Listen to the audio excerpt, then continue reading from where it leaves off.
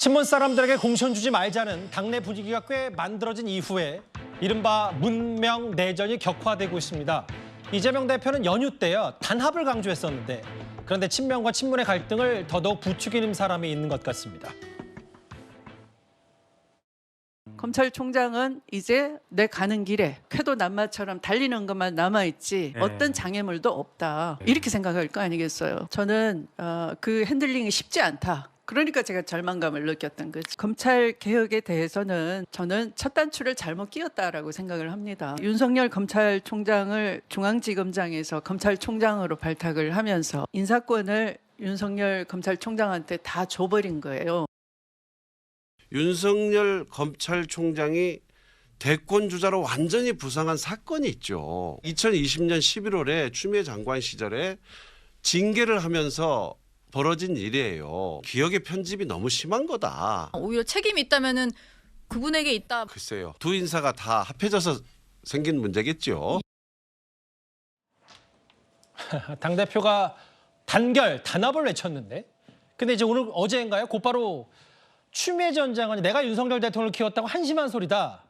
고구마 먹는 소리 대신 윤석열 정권과 치열하게 싸웠으면 모르겠어요. 당대표와 조금 다른 얘기를 하는 것 같아요. 어떻게 보세요? 네. 저는 이번 총선의 이게 관전 포인트 중에 하나가 특히 이제 민주당의 공천 갈등이 폭발하느냐 그렇지 않느냐가 이른바 추임 사태가 아닐까 하는 생각이 듭니다. 추임 사태요. 그렇죠. 그러니까 추미애, 임종석.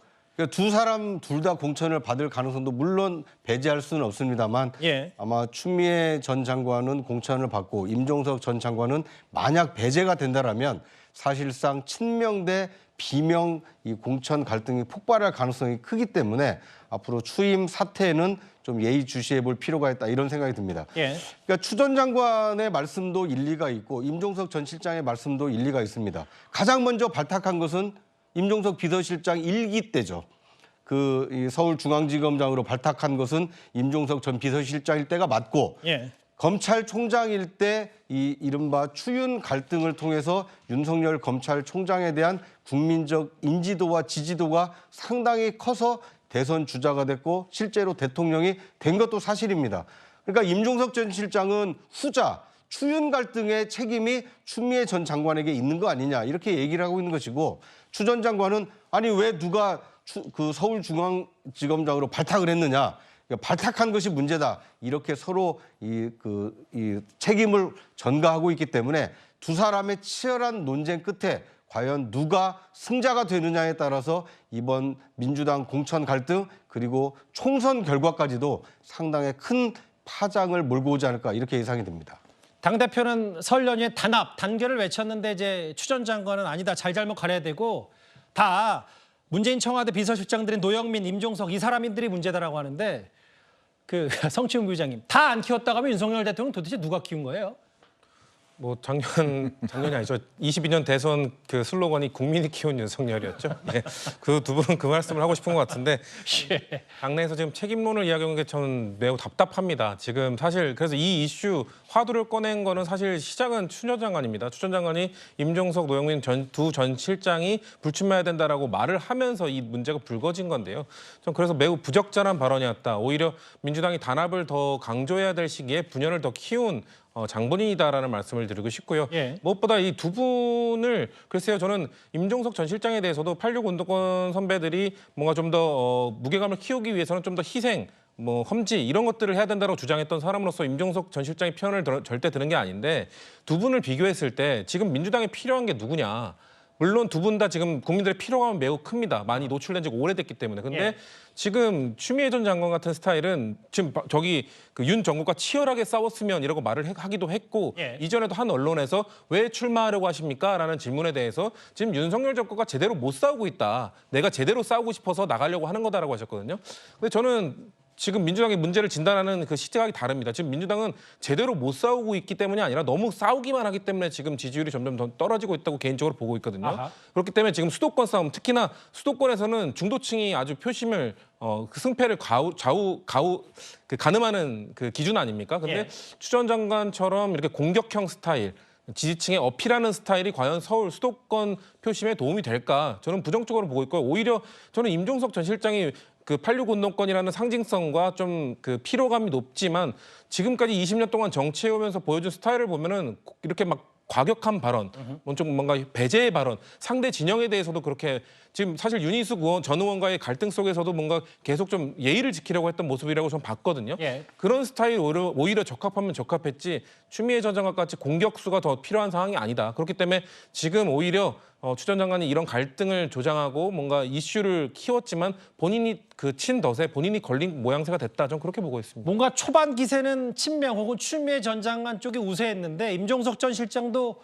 그 이후에 가만히 있지 않고 더 이상 한 발 더 나아가면 뭐 이런 점점점 이런 얘기를 하면서 본인도 친명 쪽의 최후 통첩을 일단 한 상태거든요. 설 전 변호사님, 추 전 장관 얘기가 나온 김에 화면을 좀 같이 보시겠습니다. 추 전 장관 출마에 하마평이 넣은 곳이 수도권에 서울에 이렇게 많아요. 근데 이걸 반대로 생각하면 추 전 장관 카드가 좋다고 할 수도 있지만 뒤집어 봤을 때 추 전 장관이 어떤 지역구에서 확고하게 뭔가 지지층이 확실하지 않기 때문에 이른바 친명 지도부도 추 전 장관이 어디 출마할지를 저울질하는 건 아닌가 어떻게 생각하십니까? 네, 저도 앵커의 방금 분석 중에서 후자에 저도 가깝습니다. 이게 확실하게 예를 들어서 어느 지역에 예를 들어서 여론조사를 돌려봤는데 추 전 장관이 어떤 추미애라는 이름 자체만으로도 어떤 정말 압도적인 지지율을 나타낼 수 있다라고 했으면 이미 지역구 정해졌겠죠. 근데 그게 아니라 여기저기 본다는 것은 여기저기에서 다 애매하다는 것이거든요. 그러니까 저도 방금 성치훈 부위원장의 어떤 분석에 저도 어느 일견 동의를 합니다마는 그러니까 지금을 이렇게 싸우기만 할 것이다. 그러면 싸우기만 할 거면 그냥 길바닥으로 가면 되지. 왜 원내로 들어가서 그걸 싸우려고만 하죠? 국회의원이 그 싸우려는 직업인가요?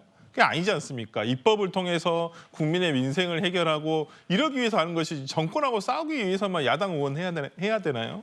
그러면 그냥 여의도에 있는 그 앞에서 그냥 1인 시위를 하시는 게 더 낫죠. 저는 그러한 부분에서라면 지금의 추미애 장관이 어떤 저런 전 장관이 이러한 내용으로 계속 발언을 하고 계시는데 그게 과연 민주당에 도움이 되는 카드인가? 뭐 민주당 밖에서 봤을 때는 뭐 저렇게 하는 게 상관없다고 저는 생각합니다만은 저는 뭐 일단 추미애 전 장관의 어떤 이러한 내부 총질에 가까운 발언 등이 과연 민주당 지금 총선 전략에 도움이 될까라는 생각이 좀 들고요.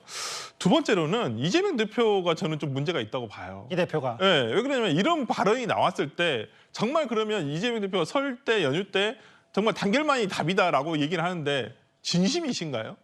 근데 이런 발언을 아무나 제지를 안 해요. 그렇다고 한다면 본인의 정말 당대표로서의 앞으로 정말 우리 총선에는 이렇게 갈 것이다. 라는 명확한 메시지를 내줘야 되는데 그냥 추미애 장관이 저런 얘기하면 그냥 묵묵부답이죠. 어떠한 반응도 없고. 그러니까 이건 오히려 나는 단결이 답이라고 얘기하지만은 내부적으로는 빨리 예를 친문들을 저격해 달라. 오히려 뒤에서 조장하는 것은 아닌가라는 생각이 들 정도에서 저는 당 대표로서 이런 부분에 대해서는 명확한 정리가 좀 필요하지 않나라는 생각을 해봅니다.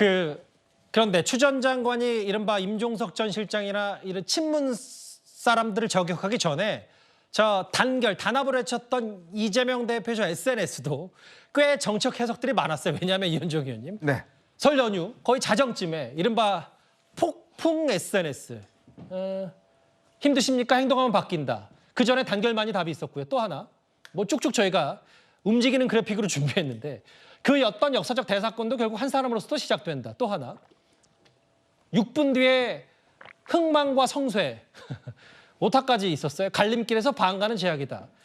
불과 자정을 지으면서 몇 분 사이에 계속 SNS를 올렸다. 뭐 사실 그 이른바 시쳇말로 센치해 단다고 하잖아요. 자정에. 많은 생각들이 좀 들 수도 있는데 이때 이제 단합과 단결을 외쳤고 이걸 두고도 많은 뒷말들이 있거든요. 어떻게 판단하세요? 그러니까 이재명 대표가 요즘 밤잠을 잘 못 주무시는 것 같습니다. 잠 못 이루는 밤이 계속되는 것 같은데요. 그 이유는 아마 최근에 이제 한동훈 위원장의 어떤 이 등장과 또 그 민주당 그다음에 국민의힘의 어떤 상승세 또 대통령의 어떤 지지율 뭐 이런 것들 등등 즉 이번 선거를 윤석열 정부 어떤 이 평가 이걸로 가져가려고 했지만 결국 지금 되어가는 모습은 오히려 본인의 리더십 자체가 지금 상당히 훼손되고 있는 이런 상황으로 가지 않습니까?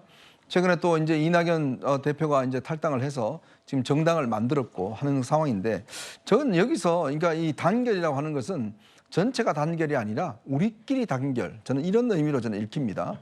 왜냐? 이재명 대표는 원칙과 상식에 있는 의원들이 탈당할 때 한 번도 만나지 않았습니다.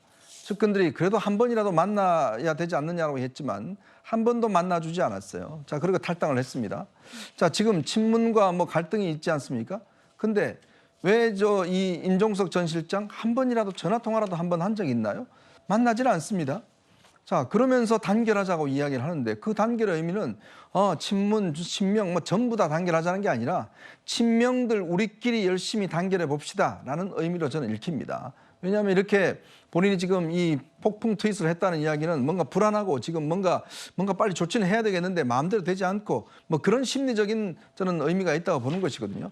그렇기 때문에 이재명 대표의 단결은 그냥 모두가 단결하는 게 아니라 우리 친명들이 단결해야 되는 것이고 친명들이 문자 하나라도 더 만들어서 보내야 된다. 저는 그런 의미로 지금 해석되는 게 아니야. 정말 본인이 단결하고 싶다면 당장 지금 현재 임종석 전 의원 문제라든지 추미애 문제라든지 그 입장을 내야죠. 만나야죠. 근데 안 만나지 않습니까? 그러니까 결국은 단결은 본인의 단결의 의미는 결국 우리끼리 단결이다. 저는 그렇게 봅니다. 당내 통합, 단결도 사실 이재명 대표에게 중요한 당대표로서의 과제인데